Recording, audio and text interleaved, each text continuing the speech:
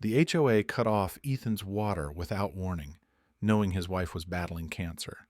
Their president, Dana Kilmer, smugly flaunted her own green lawn, ignoring every drought rule she enforced on others. But what she didn't know was that Ethan secretly controlled the reservoir feeding the entire community. And just wait until you see how he turned the tables, and why justice, in the end, came pouring back. Ethan Cole first noticed something was wrong when the kettle stayed quiet. He'd turned on the kitchen faucet, expecting the usual sputter and flow of morning water, but nothing came, not a drip. At first, he figured it was a maintenance hiccup, one of those random pressure drops common in desert foothill neighborhoods like Juniper Ridge. But when he tried the bathroom sink, the laundry room, and even the outdoor spigot with his backup hose, the answer was the same: silence. His first thought was the city main. His second, after ruling that out, was a broken valve on his property. But his third? That was the one that made his gut tighten. He stepped outside, barefoot, still in his worn t-shirt and flannel pajama pants, and followed the dry crackle of earth along the front edge of his yard. There it was. A narrow, straight trench had been dug across the gravel and desert flora of his xeriscaped lawn, like a surgical incision. At the edge of his property, near the asphalt, someone had left behind a capped-off PVC pipe protruding from the ground like a snapped bone. Zip-tied to the cap was a plastic sleeve with a laminated HOA tag tucked inside. It read, "Notice of Suspension, Non-Compliant Landscaping. Water privileges suspended until further notice per Section 12B of Juniper Ridge Residential Standards." Ethan stood in the morning sun, blinking at the message as if it were written in a foreign language. Water privileges? Suspended? That kind of language didn't even belong in a free society, let alone printed by a suburban homeowners association. He wasn't some rogue resident dumping trash or building sheds in the street. He was a retired hydrogeologist with 30 years of experience managing aquifers and drought zones. His yard was dry-scaped with native mesquite and palo verde, carefully maintained for low water use and sustainability. No lawn, no fountains, no nonsense. Just a modest vegetable patch and 2 citrus trees, lemon and grapefruit, planted 10 years ago for his wife Andrea. She needed the nutrients now more than ever. Andrea was inside, still asleep, recovering from her 3rd round of chemo. Lately, the only things she could keep down were herbal teas and warm lemon water from their own backyard fruit. The irony that she'd wake up to a home without water wasn't lost on Ethan. He felt something twist in his chest. Not rage, not yet, but a pressure, like the buildup before a thunderstorm. He stormed back inside, grabbed his phone, and called the HOA board's listed number. Voicemail. He tried again, then he emailed, CC'd the board members, then checked their website. That's when he saw it, buried in the latest digital newsletter under Community Improvements.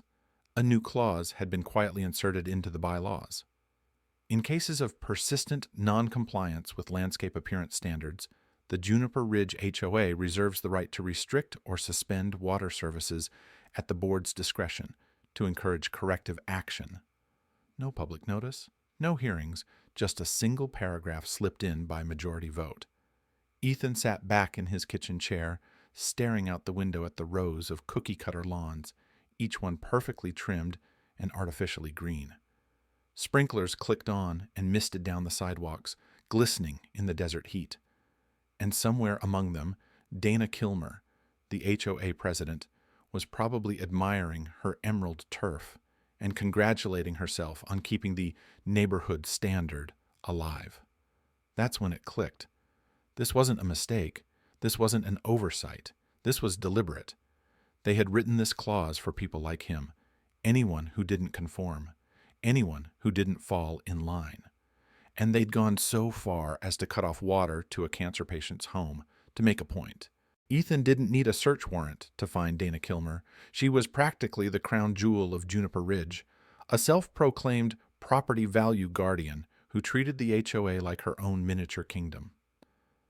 Her house sat 5 doors down from Ethan's, a towering beige stucco 2-story with terracotta roofing, security cameras on every corner, and a flagpole that looked like it had been polished daily since the Reagan administration.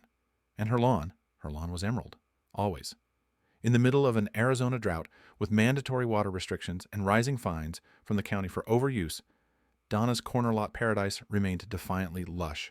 Sprinklers hissed to life right at noon, when the desert heat was highest and water loss was guaranteed.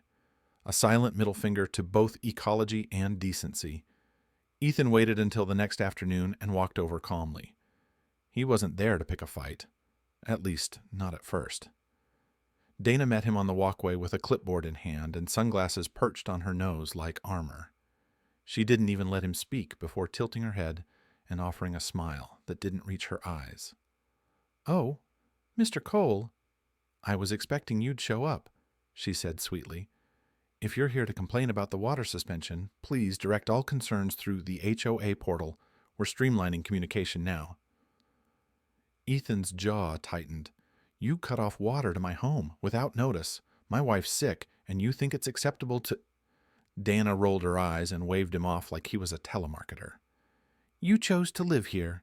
You signed the CC&Rs. We enforce what keeps this place desirable, Mr. Cole," she said, voice clipped. "If you want to play desert farmer, there are plenty of unzoned plots out in Maricopa County, but Juniper Ridge has standards." She turned on her heel and clicked back toward her front door without waiting for a response. That was it. Not an ounce of empathy, not even the decency to pretend she cared. Later that night, Ethan sat on the edge of the bed, watching Andrea try to clean herself with bottled water they'd picked up from Costco the day before. She wrapped a towel around her thin frame and gave him a tired, apologetic smile, like she was the one causing the problem. Her hand trembled as she poured the last half bottle into the basin. Her voice cracked when she asked if they'd need to ration again tomorrow. Ethan turned away so she wouldn't see the expression on his face. This wasn't about landscaping anymore. This was about power, and how people like Dana Kilmer abused it, draped in bylaws and dressed in designer clothes. He'd spent decades of his life studying water, its movement, its value, its scarcity. He understood what it meant when people took it for granted, and what it cost when they weaponized it. And suddenly, it was all clear. He wasn't powerless, not by a long shot. His fingers moved with practiced ease as he opened the dusty old cabinet in his home office. Inside were the tools of a career most people never knew existed: parcel maps, basin flow charts, deeded water rights records. He hadn't touched them in years, not since retirement, but the knowledge never left him. 30 years of contracts, consultations, and quiet influence had given him something more valuable than a law degree or a sheriff's badge. He unrolled a large surveyor's map across his desk. One name stood out among the spaghetti of topographical lines and water easements: Woolsey Basin. Ethan's eyes narrowed. He pulled up a record on his computer and started clicking through corporate files, land agreements, reservoir rights. And then he saw it, buried in a file structure he hadn't opened in nearly 2 years: Dryland Resource, LLC. He leaned back slowly. A tired smile broke across his face, small, sure, and cold. Dana Kilmer and her green lawn had no idea, but they were about to find out. What Dana Kilmer and her pristine lawn board didn't know was that the community's water lifeline, Juniper Ridge's entire non-municipal supply, flowed from a place they never bothered to understand: Woolsey Basin, a highland reservoir nestled in the hills beyond the subdivision, surrounded by native pines and owned not by the city, but by a cooperative of landholders who managed its intake valves, filtration systems, and seasonal flow gates. Years ago, when Ethan was consulting for a regional drought mitigation project, he'd helped restructure ownership agreements to preserve control of the basin's critical supply. He'd seen how mismanagement and greed could decimate a desert community, so he helped a quiet little holding company acquire controlling interest in the co-op. The name on the paperwork? Dryland Resource, LLC. What the HOA didn't realize, what they couldn't have realized, was that Dryland was Ethan. He had kept it buried behind layers of filings, as consultants do. To them, it was just another silent utility company. But to Ethan, it was the ace up his sleeve, one he'd never expected to use until they crossed the line. At 6:15 the next morning, a technician from a trusted subcontractor met him at the Woolsey access gate. No drama, no noise, just a clipboard, a security badge, and the key to the master control panel. By 7 a.m., the southern intake line, one of two major distribution channels from the Reservoir, was shut down and sealed with a federal-grade environmental compliance lock, one that bore an EPA oversight code and required authorization for access. The Southern Fork supplied exactly 41 homes, including Dana Kilmer's. By noon, the fallout began. Lawns that had flourished for years without interruption began to fade under the desert sun. Irrigation boxes blinked red. Pools gurgled as auto-leveling sensors dropped below refill thresholds. Sprinklers coughed into silence, and HOA board members stepped onto their front porches, confused and red-faced. At 2:14 p.m., the first knock landed on Ethan's door. Then another. By the time the third board member arrived, he opened it with quiet patience, wearing a neutral expression that bordered on polite disinterest. "Is there a reason none of our water systems are working?" snapped one of them, Harold Jennings, the vice president, whose backyard pool had once been featured in the HOA newsletter. Ethan handed him a white envelope. Inside was a single-page typed memo printed on Woolsey Basin Reservoir Cooperative letterhead. Due to suspected violations of Arizona drought enforcement protocols, water distribution to Sector 12S has been suspended pending investigation. Restoration will be subject to review by the Co-op Board in coordination with state environmental officials. "What the hell is this?" Harold blurted. Ethan gave a slow shrug. "Looks like someone's been overwatering." By 4 p.m., Dana Kilmer herself was standing at his doorstep, sweat streaking down her face, hair pulled back in frustration. She didn't bother with niceties. She came out swinging. "You can't do this," she hissed. "This is a violation of state utility law. I will sue. You are tampering with critical infrastructure." Ethan held up a USB flash drive. "This is drone footage," he said, "taken over the past month. You're watering every day at noon, sometimes twice. Your lot alone has exceeded recommended drought output levels by 300%. It's all documented." She stopped cold. "And this," he continued, holding up a manila folder, "is a formal complaint I filed this morning with the Arizona Department of Water Resources. You'll be hearing from them before the end of the week." Her face twisted in disbelief. You planned this?" "I didn't have to," Ethan said simply. "You gave me all the justification I needed."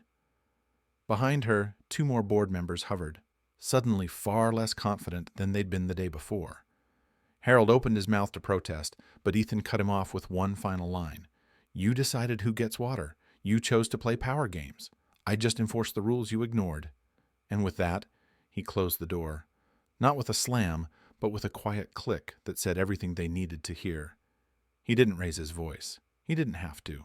3 days later, the HOA caved, publicly and without fanfare. There was no grand apology, no televised announcement, just a hastily scheduled emergency board meeting conducted via video call and confirmed in an email blast that went out to all residents that evening. The controversial non-compliance water clause had been repealed in full, effective immediately. The email ended with a single line, tagged onto the end like a footnote: "Services to Mr. Ethan Cole's property have been restored." The next morning, a contractor crew quietly unsealed the cut pipe in Ethan's yard and restored the connection. No one knocked on the door. No one said a word, but the silence said plenty. That same day, Dana Kilmer submitted a resignation letter from her post as HOA president. The language was formal and stiff, stepping back to focus on family and personal wellness. But everyone knew the real reason. State investigators had begun requesting records, and a copy of the drone footage Ethan submitted had found its way to the local drought compliance task force. Her lush lawn had become the centerpiece of a very public conversation about double standards, and Juniper Ridge no longer wanted to be the example. The board's legal team, once so confident, backed off entirely after receiving a cease and desist letter from Ethan's attorney, an old colleague from a water rights firm in Phoenix. Attached to the letter was a brief outlining Ethan's legal authority over Woolsey Basin, complete with contracts, geological assessments, and historical flow charts. There was no loophole, no way out. If they pushed, they'd lose in court, and everyone knew it. By Thursday afternoon, the neighborhood was quiet again, peaceful, dry. Andrea, wrapped in a light sweater and straw sun hat, stepped outside and gently poured a fresh pitcher of water into the base of her lemon tree. Her hands were steadier now. The soft pink color had returned to her cheeks, and though she moved slowly, there was a calmness to her expression that hadn't been there before. Ethan sat beside her in a lawn chair, sipping iced tea, his wide-brimmed hat tilted low to block the sun. The smell of warm citrus and dust hung in the air, and for the first time in a week, the yard felt like home again. Across the street, Dana Kilmer's once immaculate lawn had begun to brown. The hydrangeas wilted in their beds. The sprinklers hadn't come on in days. Without special treatment and excessive watering, the artificial perfection faded fast under the Arizona sun. Ethan didn't smile. He didn't need to. Because justice, like water, flows on its own terms. And today, it had found its level.